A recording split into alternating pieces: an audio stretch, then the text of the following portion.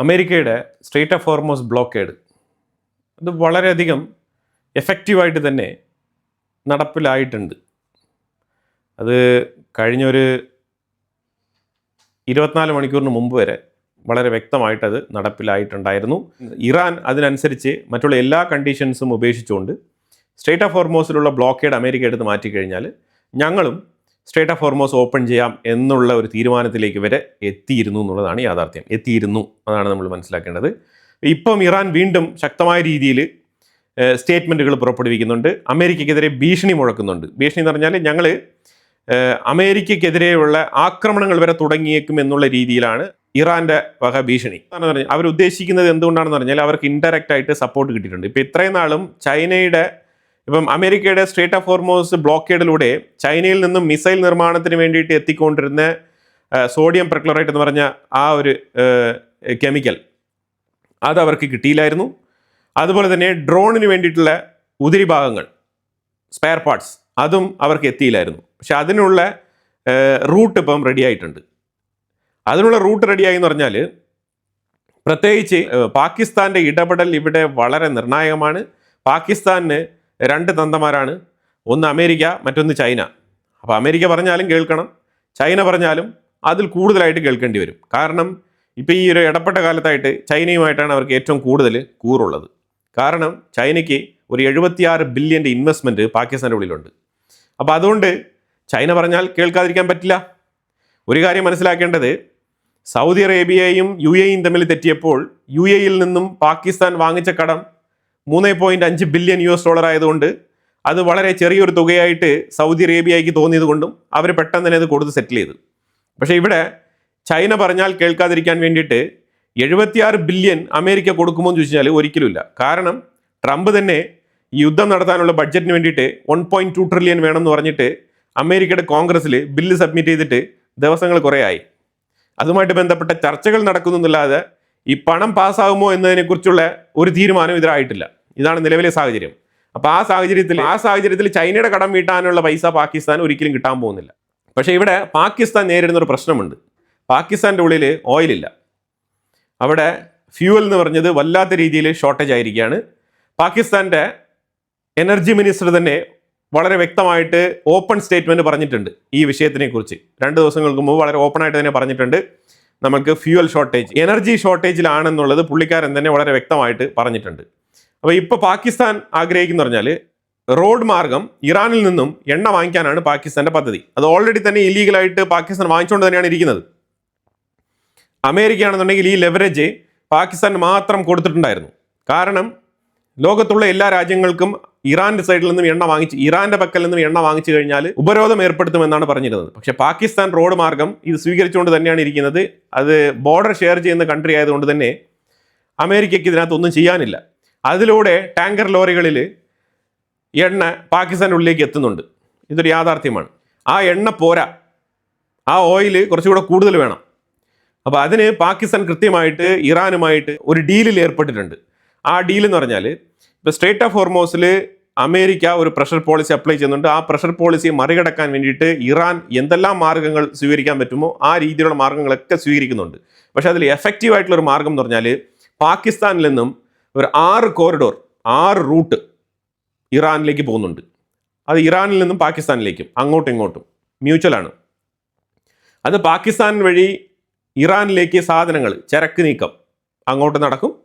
അവർക്ക് വേണ്ട food items, medicine, അതേപോലെ അവരുടെ അത്യാവശ്യ സാധനങ്ങളെല്ലാം തന്നെ ചൈനയിൽ നിന്നും വളരെ കൃത്യമായിട്ട് ഷിപ്മെൻറ്റ് ഇറാൻ്റെ ഉള്ളിലേക്ക് കടന്നു പോകും. ആ രീതിയിലാണ് ഇപ്പം പാകിസ്ഥാൻ ഒരു ലോ തന്നെ ഇതിന് വേണ്ടിയിട്ട് അമെൻഡ് ചെയ്തിട്ടുണ്ട്. അത് ചൈനയിൽ നിന്നും ഇറക്കുന്ന സാധനങ്ങൾ പാകിസ്ഥാനിലേക്ക് വേണ്ടിയുള്ളതായിരിക്കണം എന്നുള്ളൊരു നിർബന്ധമുണ്ട്. ഈ ഗ്വാദാർ പോർട്ട് ഉപയോഗിക്കുന്നതിനും അതേപോലെ ഈ കറാച്ചി പോർട്ട് ഉപയോഗിക്കുന്നതിനും ചില നിബന്ധനകളുണ്ട്. ആ നിബന്ധനകൾ മറികടക്കാൻ വേണ്ടിയിട്ട് പുതിയ ലോ വരെ പാകിസ്ഥാൻ ഇംപ്ലിമെൻറ്റ് ചെയ്തിരിക്കുകയാണ്. അപ്പോൾ ഇത് ത്രൂ ഇപ്പോൾ എന്താണ് ചെയ്യുന്നത് പറഞ്ഞാൽ ഇപ്പോൾ സ്ട്രെയിറ്റ് ഓഫ് ഹോർമോസിലേക്ക് കപ്പലുകൾ എത്തുകയാണ്. അവിടെ നിന്ന് ഇറാൻ പോർട്ടിലേക്ക് പോകണം.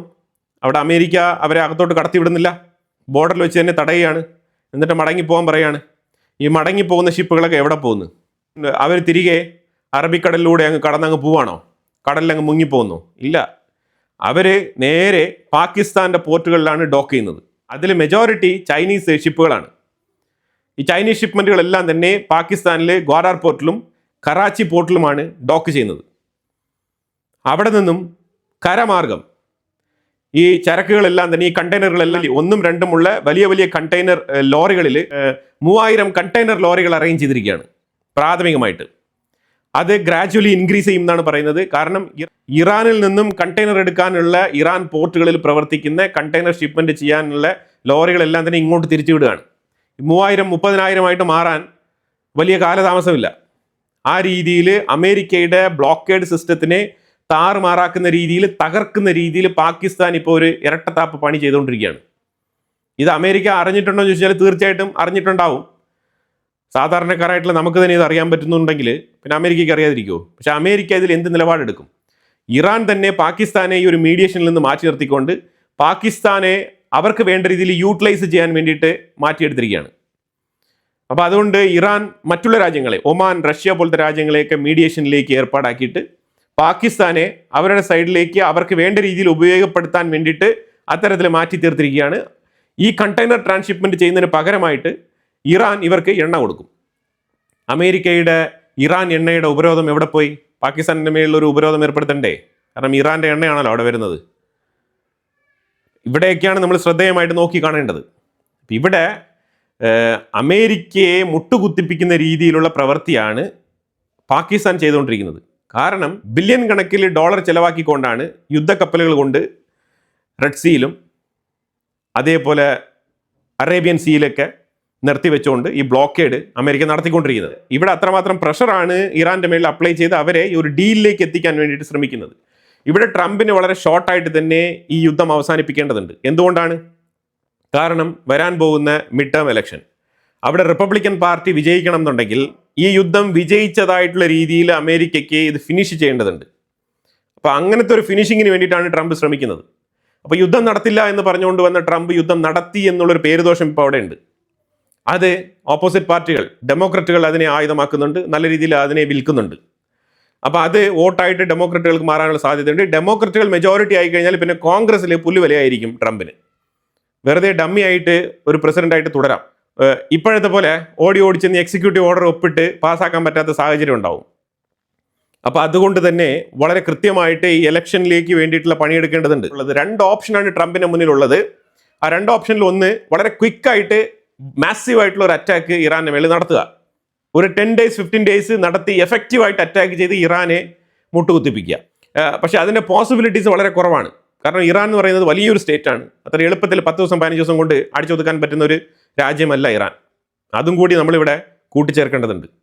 അതല്ലാന്നുണ്ടെങ്കിൽ ഈ പ്രഷർ ശക്തിപ്പെടുത്തുക, അതായത് സ്ട്രേറ്റ് ഓഫ് ഹോർമോസിലെ പ്രഷർ ശക്തിപ്പെടുത്തി അവർക്ക് ഒരു രീതിയിലുള്ള സാധനങ്ങളും പോവാത്ത രീതിയിലൊരു പ്രഷർ ഉണ്ടാക്കുക. അങ്ങനെയാണെങ്കിൽ ഇപ്പോൾ ഓൾറെഡി തന്നെ ഇറാൻ്റെ ഉള്ളിൽ ഇറാനിൻ്റെ സർക്കാരിനെതിരെ ഒരു വികാരമുണ്ട്. ജനങ്ങൾ പൊതുവെ പുറത്തിറങ്ങാത്തത് IRGC അവരെ കൊലപ്പെടുത്തും, അല്ലെങ്കിൽ പിടിച്ചുകൊണ്ട് പോയിട്ട് ഇപ്പോൾ പഴയ പ്രതിഷേധത്തിൽ പിടിച്ചുകൊണ്ട് പോയ ആൾക്കാരെ തന്നെ ഇപ്പം ആഴ്ചയിൽ 2 പേർ വെച്ചിട്ട് പബ്ലിക്കലി തൂക്കിക്കൊന്നുകൊണ്ടിരിക്കുകയാണ്. ഇതൊക്കെ ജനങ്ങളിൽ പേടിയുണ്ടാക്കും. അതുകൊണ്ട് പ്രതിഷേധിക്കണമെന്ന് ആഗ്രഹിക്കുന്നവർ പോലും ഇപ്പോൾ മാറി നിൽക്കുന്ന സാഹചര്യമാണ്. കാരണം ജീവനിൽ പേടിയുണ്ടല്ലോ. ഇപ്പോൾ ജീവിക്കാൻ കൊതിയുള്ള ആൾക്കാർ പിന്നെ പ്രതിഷേധിക്കാൻ പോയിട്ട് കാര്യമില്ല. അതും പ്രത്യേകിച്ച് ഇറാൻ്റെ ഉള്ളിൽ എപ്പോൾ വെടിവെച്ചിട്ടെന്ന് കേട്ടാൽ മതി. ഇപ്പോൾ ഇറാൻ ഉയർത്തുന്ന ഭീഷണി എന്ന് പറഞ്ഞാൽ അറബിക്കടലിലും ചെങ്കടലിലും കിടക്കുന്ന അമേരിക്കയുടെ കപ്പലുകളെ ഞങ്ങൾ ടാർഗറ്റ് ചെയ്യും എന്നാണ് അവർ പറയുന്നത്. പുതിയ മിസൈലുകൾ ഞങ്ങളുടെ പക്കലുണ്ടെന്നുള്ള ഡയലോഗും അവിടെ നിന്ന് വരുന്നുണ്ട് ഇറാൻ്റെ ഉള്ളിൽ നിന്നും.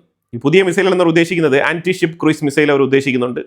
അതുപോലെ തന്നെ സബ്മേർജ്ഡ് ഡ്രോൺ അതും അവർ ഉദ്ദേശിക്കുന്നുണ്ട്.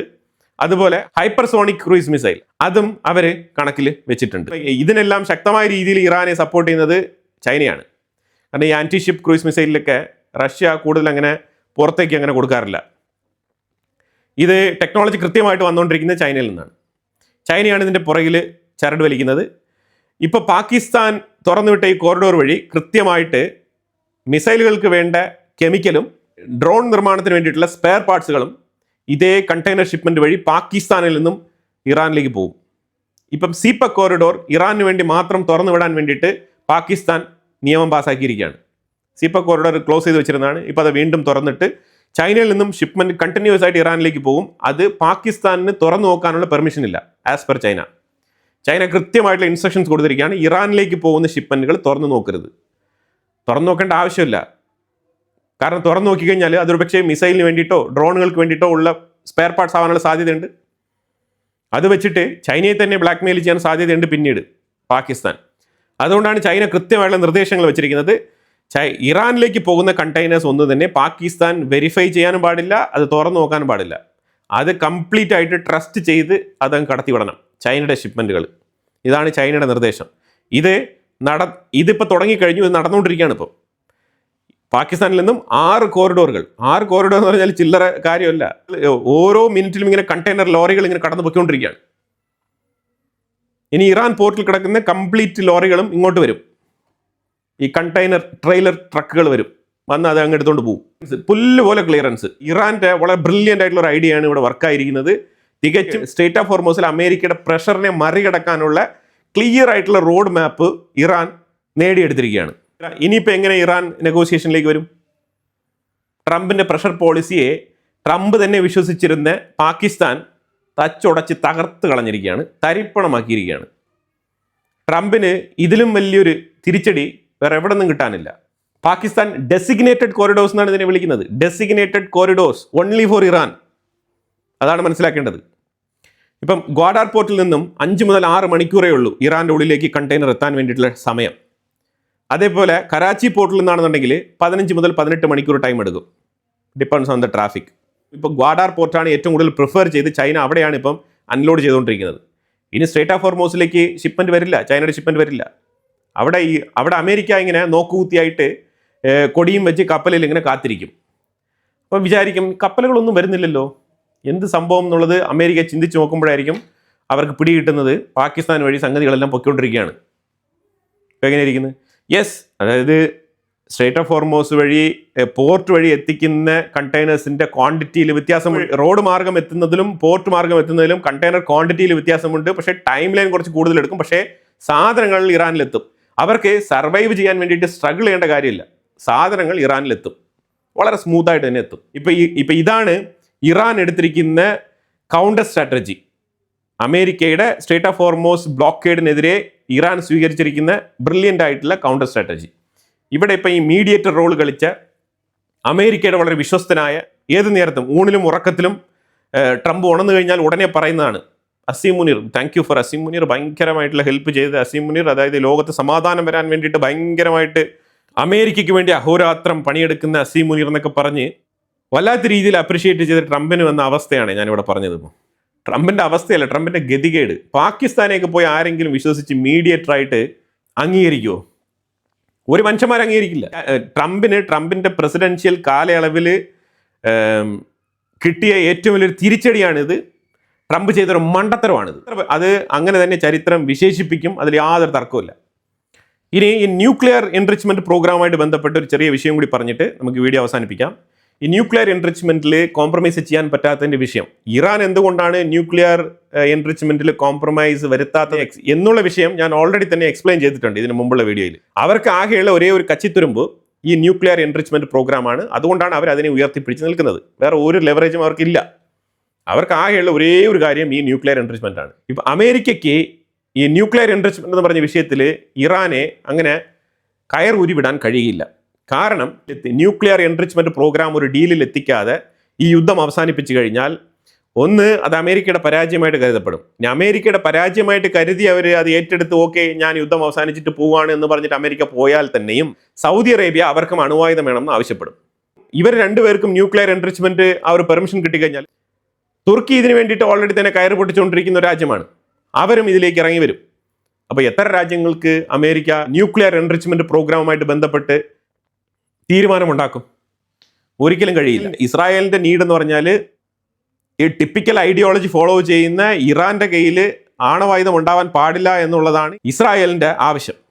അതിപ്പോൾ ഇറാന് മാത്രമല്ല, സൗദി അറേബ്യയ്ക്കും തുർക്കിക്കും കൂടി ന്യൂക്ലിയർ എൻറിച്ച്മെൻറ്റുമായിട്ട് ബന്ധപ്പെട്ട വിഷയങ്ങൾ വരികയാണെന്ന് പറഞ്ഞു കഴിഞ്ഞാൽ അത് ഇസ്രായേലിന് ട്രിപ്പിൾ ടൈം ത്രെട്ടാണ്. അപ്പോൾ അതുകൊണ്ട് ഇസ്രായേൽ എന്തായാലും ഇതിനെ അങ്ങനെ അനുവദിക്കില്ല.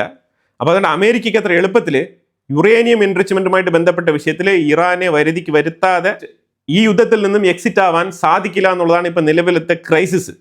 ഈ ക്രൈസിസ് ട്രംപ് എങ്ങനെയാണ് മാനേജ് ചെയ്യാൻ പോകുന്നത് എന്നുള്ളതാണ് എല്ലാവരും നോക്കി നിൽക്കുന്നത്. അമേരിക്കയിൽ പ്രധാനപ്പെട്ട മാധ്യമ സ്ഥാപനങ്ങളെല്ലാം തന്നെ വളരെ കൃത്യമായിട്ട് നിരീക്ഷിച്ചുകൊണ്ടിരിക്കുന്നത് എങ്ങനെ ട്രംപ് ഇതിൽ നിന്നും എക്സിറ്റ് ആവാൻ പോകുന്നു, എന്നുള്ളതിലാണ് നോക്കി നിൽക്കുന്നത്, എന്നുള്ള വിഷയമാണ് നോക്കി നിൽക്കുന്നത്. അപ്പൊ എന്തായാലും ട്രംപ് തീർച്ചയായിട്ടും പാകിസ്ഥാന്റെ ഈ തിരിച്ചറിഞ്ഞിട്ടുണ്ടാവും. അപ്പൊ എന്തായാലും ട്രംപിന് കൃത്യമായിട്ടുള്ള പണിയാണ് പാകിസ്ഥാൻ കൊടുത്തത്. അപ്പൊ ഇത് ട്രംപ് അറിഞ്ഞിട്ടുണ്ടാവും. ഇനി ഒച്ച വയ്ക്കാതെ കരയാൻ മാത്രമേ മാർഗമുള്ളൂ ട്രംപിന്, അല്ലാതെ വേറെ ഒന്നും ചെയ്യാനില്ല. കാരണം ഏറ്റവും വലിയൊരു പ്രഷർ ടാക്ടിക്സ് ആണ് ട്രംപ് സ്ട്രേറ്റ് ഓഫ് ഹോർമൂസിൽ അവതരിപ്പിച്ചത്. അതിനെയാണ് പാകിസ്ഥാൻ തകർത്തെറിഞ്ഞിരിക്കുന്നത്, അതിനെയാണ് പാകിസ്ഥാൻ തച്ചുടച്ചിരിക്കുന്നത്. അപ്പോൾ എന്തായാലും ഇതിനെതിരെ അമേരിക്ക തീർച്ചയായിട്ടും പ്രതികരിക്കും. പാകിസ്ഥാന് കൃത്യമായിട്ടുള്ള നിർദ്ദേശങ്ങളും താക്കീതും കൊടുക്കുമെന്ന് തന്നെയാണ് മനസ്സിലാക്കാൻ പറ്റുന്നത്. അപ്പോൾ എന്തായാലും നമുക്ക് കാത്തിരുന്ന് കാണാം ഇതുമായിട്ട് ബന്ധപ്പെട്ട്. അപ്പോൾ എന്തായാലും വളരെ ഇമ്പോർട്ടൻ്റ് ആയിട്ടുള്ള വിഷയമാണ് ഞാൻ ഈ വീഡിയോയിൽ പങ്കുവച്ചത്. ഇതിനെക്കുറിച്ചുള്ള അഭിപ്രായങ്ങൾ കമന്റ് ബോക്സിൽ രേഖപ്പെടുത്തുക. കൂടുതൽ വാർത്തകളുമായിട്ട് അടുത്ത വീഡിയോയിൽ വരാം. Thank you so much.